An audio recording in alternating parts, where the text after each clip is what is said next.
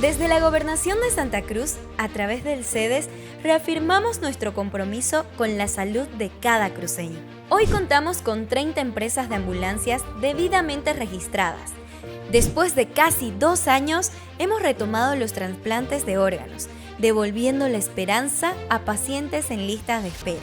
Nuestras respuestas rápidas han brindado atención a más de 26.000 personas afectadas por incendios forestales. Y fortaleciendo a nuestras provincias, hemos habilitado ventanillas únicas de trámite, acercando la salud a las 15 provincias de Santa Cruz. Porque la salud es nuestra prioridad.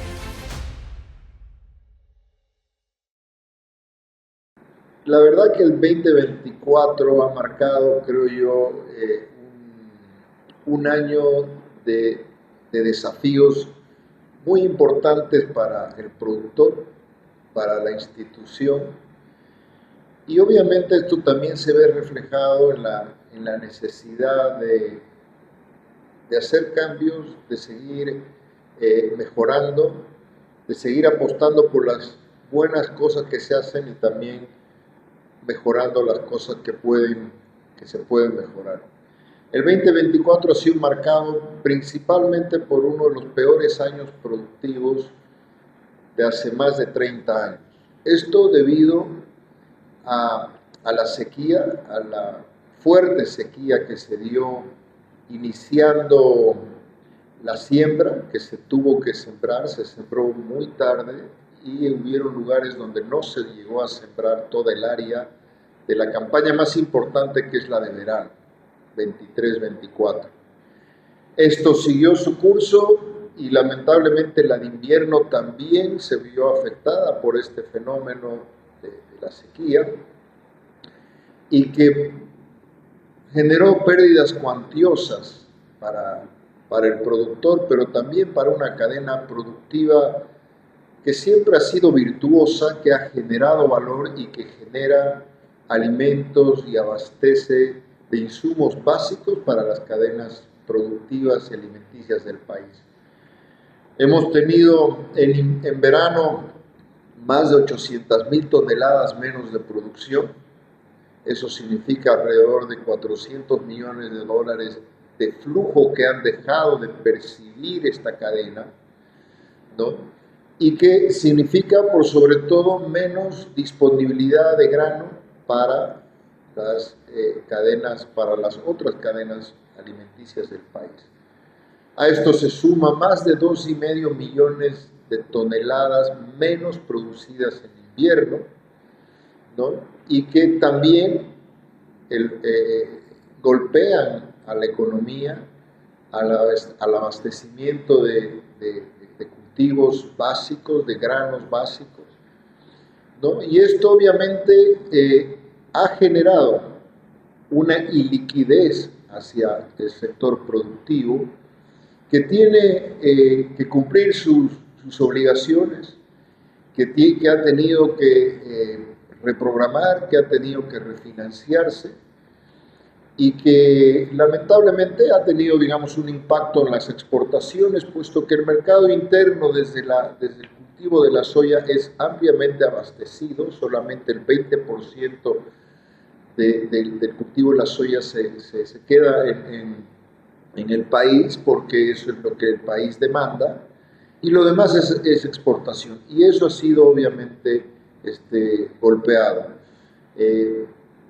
A esto hay que sumarle una coyuntura política económica desfavorable para toda la economía, pero que golpea de forma significativa al sector productivo. Uno es la falta de dólares y divisas, y esa correlación de que el sector es el tercer sector más importante que genera divisas para el país. En 2023 casi 2.000 millones de dólares.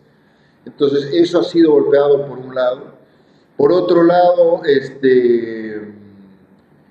esta escasez de dólares empieza a generar un efecto inflacionario en lo que son los insumos básicos para producir. Empieza a generar una zozobra, digamos, en las expectativas de la economía, se suben los insumos empiezan a escasear, el costo de producción es cada vez más alto, y ante la iliquidez, ante la viabilidad financiera del productor, empieza a generarse, digamos, una situación muy complicada que nos ha tocado vivir en un marco de un ambiente económico político complicado. A esto hay que sumarle un tercer elemento dentro del año 2024, que ha sido la falta de combustibles, ¿no? O por lo menos el abastecimiento oportuno, que ya lo empezamos a vivir varios meses atrás, ¿no? En que ya el productor y algunas zonas no estaban recibiendo el combustible de forma oportuna. A esto podemos ampliar un poco después sobre este tema del combustible, pero se generan los bloqueos, que obviamente también bloquean y afectan a la producción y afectan a los alimentos.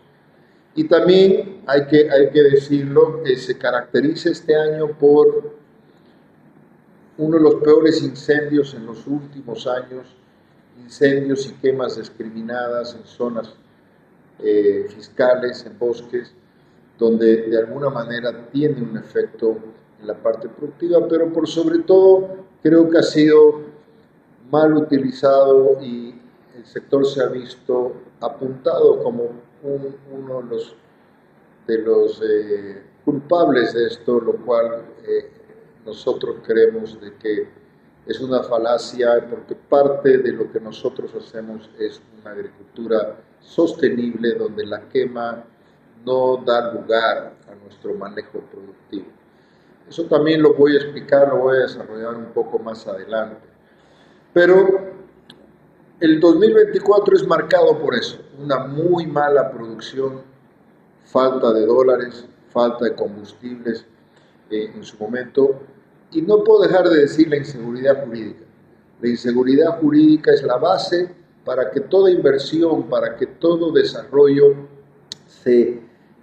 justamente crezca y se desarrolle no solo en un ambiente propicio para hacer negocios, sino para producir, para invertir y para generar valor dentro de una cadena tan importante. La inseguridad jurídica obviamente lleva a un desincentivo a seguir produciendo, a un desincentivo a seguir apostando a un sector y a un país, porque en el fondo eso es lo que pasa cuando vivimos en un permanente estado, por lo menos ciertas zonas de amedrentamiento, violencia, que es algo que no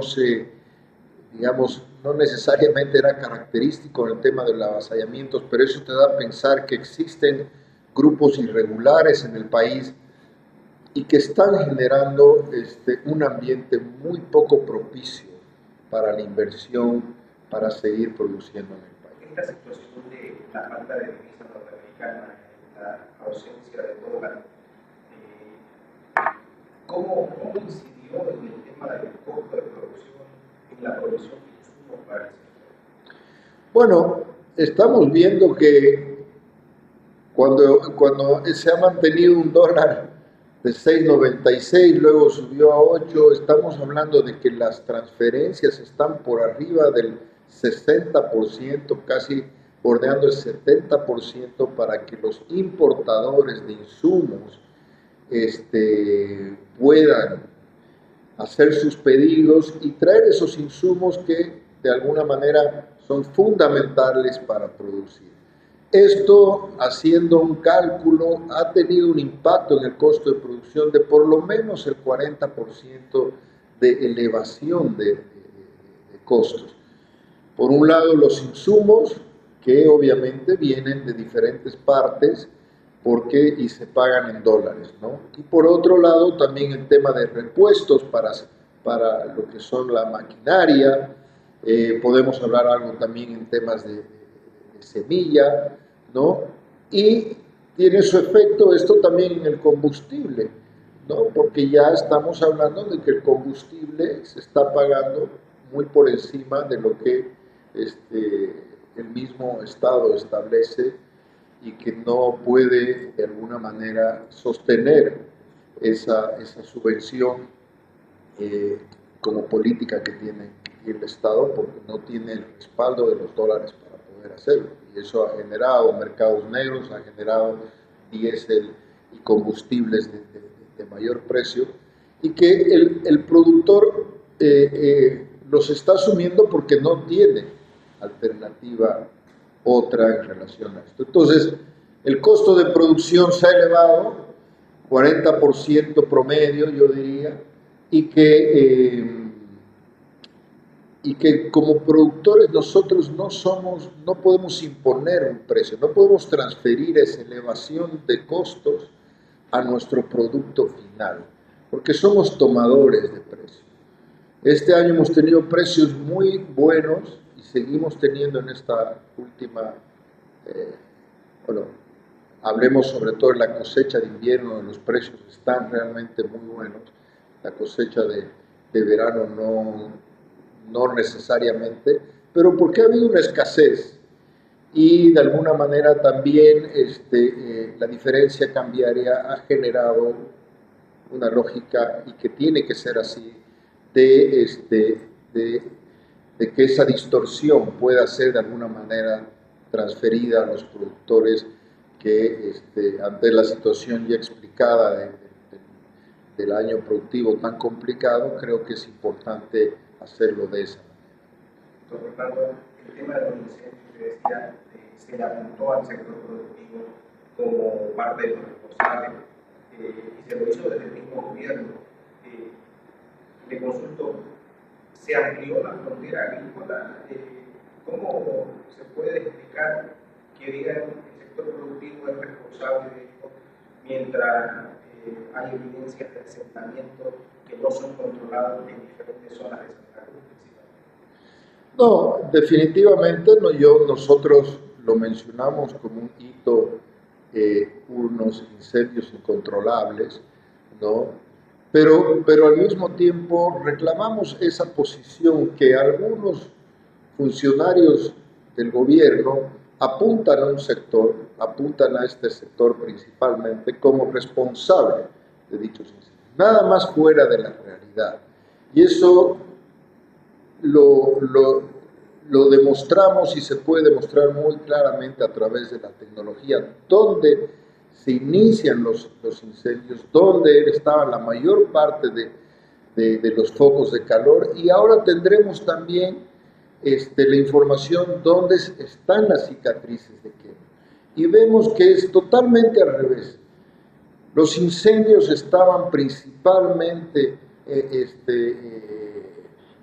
dado en las reservas forestales, en las tierras fiscales, y esa es responsabilidad del Estado de cuidar ese territorio. En nuestro sistema productivo agrícola no contempla de ninguna manera la quema.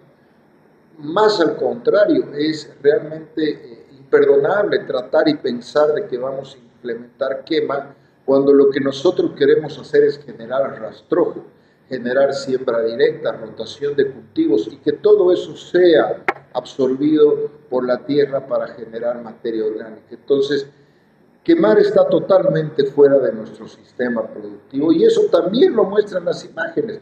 Cuando teníamos en el peor momento, todos los focos de calor estaban en estas zonas fiscales, en estas tierras comunitarias de origen en algunos casos, y se hablaba, porcentualmente se hablaba que más del 80% estaba en eso, y que un 20% podría estar en tierras productivas. Entonces, yo creo que ahí hay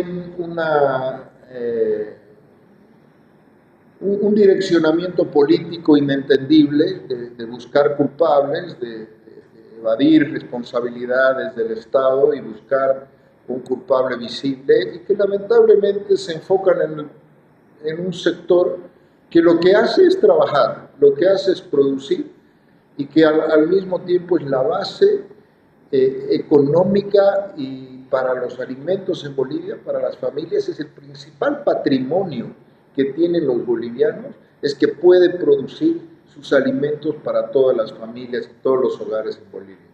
Y es ahí donde este sector, está siendo atacado ya, creo yo, por una intencionalidad política inentendible y que da para mucha conjetura, pero definitivamente nosotros negamos cualquier responsabilidad relacionada al tema de incendios y quemas. Y eso también se ve reflejado porque la frontera agrícola no se ha ampliado. El crecimiento en los últimos 10 años no pasa del 2%. Cuando vemos por cifras oficiales que se han dotado más de 2 millones de hectáreas a comunidades y que no están reflejadas en la producción. Esas dotaciones han terminado en tráfico de tierras o en otro tipo de negocios, pero no negocios productivos, ¿no? Entonces, eso habrá que replantearlo desde el Estado y ver si la política de distribución de tierras está teniendo un efecto positivo desde lo productivo y desde lo que es generar valor en una cadena productiva. ¿Han sentido que el gobierno cumple o ha cumplido con el tema de la seguridad jurídica? Por ejemplo, el tema del avasallamiento es algo constante. Hace poco incluso se ha visto nuevamente, como usted lo decía, ya son organizaciones violentas. El tema de seguridad jurídica, definitivamente, como decía al principio, es una de las bases fundamentales para poder seguir invirtiendo y produciendo, ¿no? Lamentablemente se han dado estos avasallamientos con mucha violencia en algunos casos. Vemos que ya no hay un respeto a la autoridad, vemos de que en desalojos, porque lo que hacen estos productores, estos periodos productivos, van por la línea, por los pasos que tienen que seguir, hacen la denuncia, esto va y sigue un proceso hasta que se ordena un desalojo, y ese desalojo en muchos casos no se cumple o se requiere, digamos, como un permiso, una autorización, un apoyo desde el gobierno. Se han hecho desalojos desde el gobierno, en muchos casos ha actuado, ¿no? Ya sea los ministerios responsables o las autoridades de la policía. Se han hecho desalojos, el momento que se retira la policía vuelven los avasalladores, se hacen a veces segundos desalojos y es cuando inclusive con policías dentro de los predios hemos visto policías secuestrados, maltratados por estos avasalladores y lamentablemente hay leyes que están claramente establecidos. El avasallamiento es un delito y tiene que ser tratado como un delito y las personas que cometen el avasallamiento definitivamente tienen que ser medidas bajo la ley y eso creo que es uno de los temas muy importantes que tiene que el sector o que tiene que el gobierno hacer prevalecer ese Estado de Derecho para los bolivianos, protegiendo la producción, protegiendo la inversión.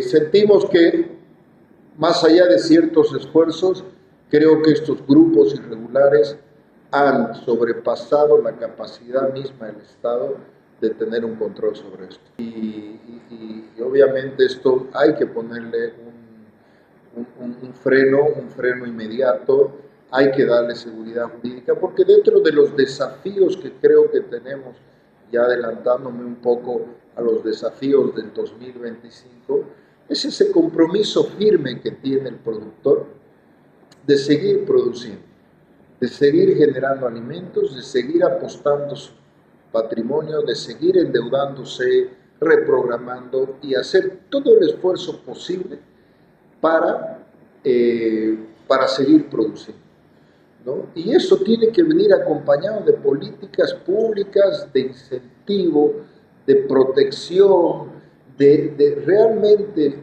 valorar lo que un sistema productivo, y no estoy hablando solo de la soya, esto se lo puede trasladar a cualquier cultivo de lo que pueden ser los valles, el occidente inclusive, de que cualquier incentivo va a ser multiplicado en valor para la sociedad y para la economía. Entonces, creo que los productores tenemos ese desafío y esa pasión por lo que hacemos, y que si tuviéramos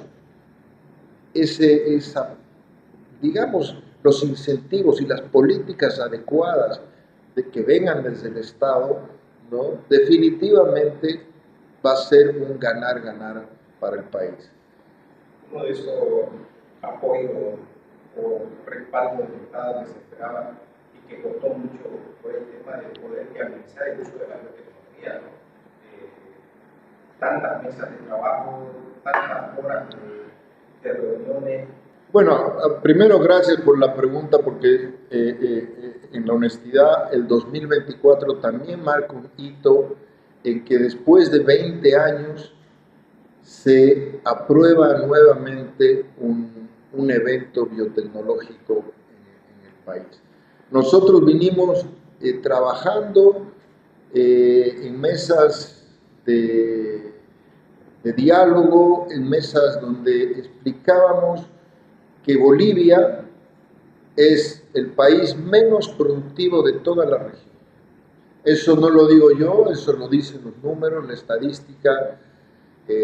Lamentablemente es así, y eso es porque teníamos y tenemos todavía un rezago tecnológico de más de 20 años con cualquier país vecino, fronterizo o de la región. Y podemos tomar cualquier ejemplo, como en el maíz, donde nosotros probablemente estamos en un promedio de rendimiento de 3 toneladas, cuando todos los países vecinos estaban arriba de las 8 o 10 toneladas. Y esto se debe a un factor básico, a ese rezago biotecnológico que no tenemos acceso los productores.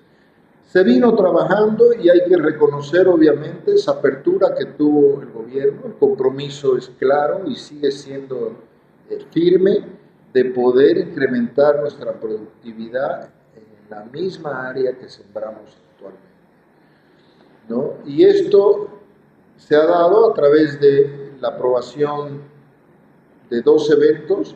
Uno es un evento Intacta, que está en el mercado también más o menos alrededor de 20 años, que estamos seguros a partir de las próximas campañas, ya empezando en esta, pero principalmente más adelante, porque todavía se necesita validación de genética, se necesita multiplicación de semillas locales, eso que está adaptado acá, pero que ya va a estar incorporada esa tecnología. Y además se necesita que sea también ampliada, como son en todos los otros países, para consumo humano y animal, ¿no? La aprobación ha sido solamente para biocombustible, lo cual obviamente no aporta a la seguridad alimentaria de nuestro país, pero ya es un paso importante porque permite que empecemos a hacer unas validaciones y hacemos hacer las multiplicaciones correspondientes. Esto creo que va a ser un cambio muy favorable para los productores y para el país en su general. También hemos tenido la aprobación de la tecnología HB4, es una tecnología resistente a la sequía, o tolerante podemos llamarlo, que es una tecnología nueva que se está incorporando en todos los países vecinos a nueva genética.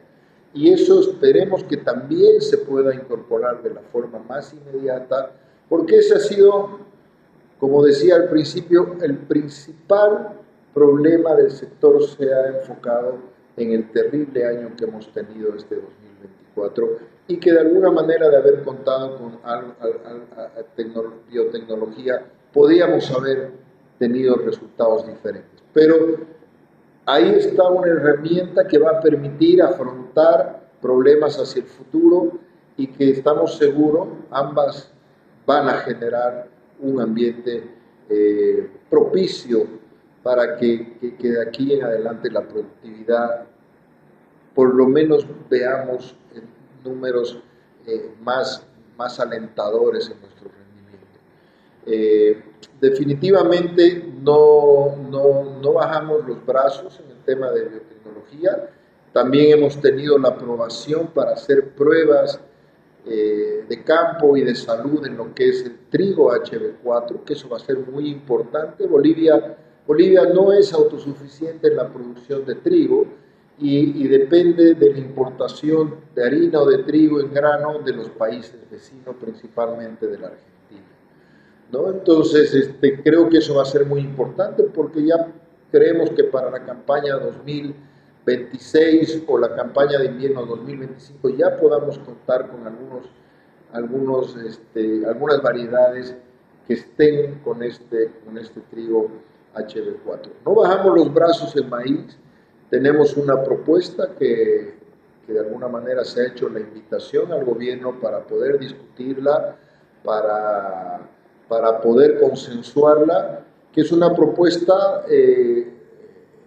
donde para el maíz específicamente, donde se establece la zonificación de la producción de maíz para evitar cualquier contaminación que podría susceptiblemente darse, que esto también es debatible, pero la propuesta va en zonificar y también en la coexistencia de los maíces nativos, ¿no? Para que ambos se puedan producir de forma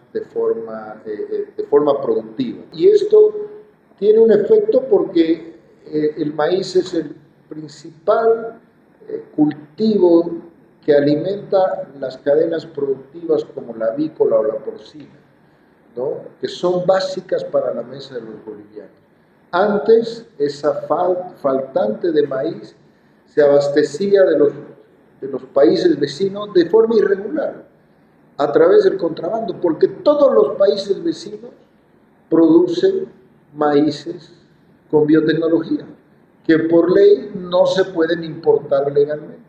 Entonces entraban de forma irregular. Todas estas distorsiones de los mercados, la necesidad de proveer cadenas alimentarias, la necesidad de tener políticas claras, de darle la oportunidad a todos nuestros productores de producir, creo que es la manera que tenemos que, en el diálogo franco con las autoridades, poder establecer como políticas de Estado para incentivar la productividad y la producción en todo el país. Estamos por entrar a un 2025 donde tenemos la esperanza de poder mejorar el panorama productivo es la biotecnología, pero ¿qué pasa con el tema de garantizar la producción de combustible, la seguridad jurídica, el tema de la divisa norteamericana? ¿Cómo entramos con biotecnología, pero tropezando con estos otros factores? Bueno, el 2025 creo que va a estar marcado por una agenda más política todavía, lamentablemente digo yo, porque es un año eleccionario donde las decisiones a veces no son tomadas dentro del pragmatismo y de la necesidad de un país, sino están tomadas dentro de la necesidad y el pragmatismo de los diferentes partidos políticos.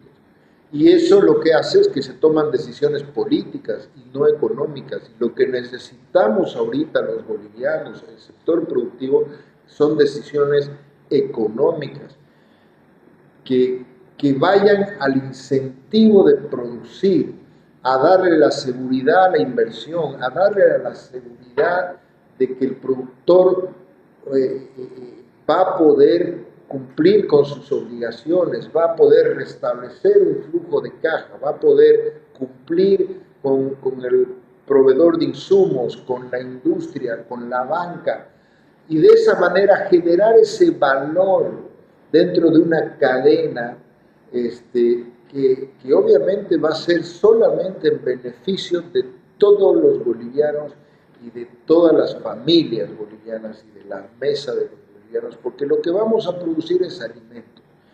Entonces, más allá de que vamos a tener un año ampliamente político, ¿no? Creo yo y apelo a poder seguir trabajando con autoridades de los 3 niveles del Estado, ¿ya? Para generar políticas económicas que protejan al mayor patrimonio que tenemos, seguir produciendo alimentos para la mesa boliviana. Y eso se hace solamente preveyendo los obstáculos que actualmente se están dando. Tenemos que definitivamente trabajar en una estabilidad para que no se dispare el dólar, para que no aumenten los costos de producción, para que el abastecimiento de combustible esté de forma adecuada, en las cantidades necesarias y en el momento necesario, para que los mercados de exportación que ahorita están siendo bloqueados no se pierdan, porque eso es lo que da viabilidad, eso es lo que da un ingreso al país, la exportación, para que el abastecimiento local esté totalmente satisfecho. A más producción los precios se vuelven más estables y eso es una básica económica. Y eso es lo que estamos dispuestos dentro del desafío que tienen los productores a hacer. Hay algo y lo único que no podemos controlar es el clima, pero todo lo demás está en nuestras manos. Las ganas de trabajar, las ganas de producir y por otro lado del Estado la responsabilidad de cuidar, para mí, el sector más importante que tiene Bolivia. Y lo digo, más allá de los hidrocarburos y de la minería que tienen la importancia para un país, este es un sector que renueva año a año su producción, que no solo genera alimentos, sino genera divisas, genera empleos. Es un sector renovable, que no depende de la materia prima no renovable, ¿no? Donde cada año el sector invierte millones y millones de dólares para seguir produciendo y cada vez mejor. Entonces yo creo que ese es el mensaje y el deseo para el 2025. El desafío está planteado, nosotros lo hemos asumido. Un claro ejemplo es que se está sembrando pese a todos los problemas que se tiene, principalmente ahorita dado por el tema de combustible. Y con la esperanza firme que no se pierdan mercados, de que obviamente tengamos la posibilidad de la libre exportación, como es promovida en su momento desde el mismo gobierno, de agilizar los trámites de exportación, de alguna manera fomentar de que se genere más para producir más y para poder exportar más, porque esos son recursos frescos, renovables, que año a año puede percibir el país y que echa a andar una economía tan importante para nosotros los bolivianos. Entonces, eso es, el 2025 esperemos que no sea la agenda política la que marque el rumbo del país, que lamentablemente ha sido un poco la agenda política siempre la que ha mandado las decisiones del país, pero creo que tenemos la esperanza de que ante la situación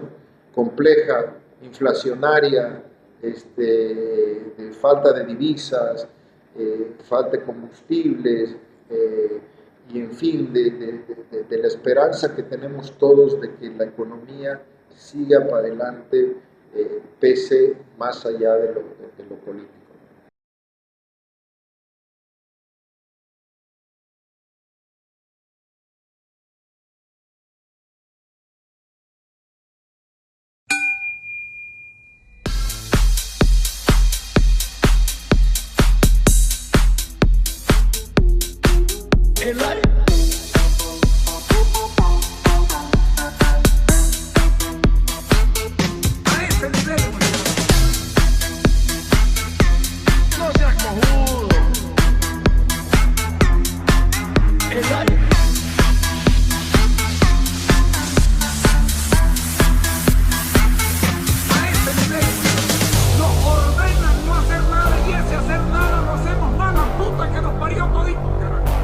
cojudo.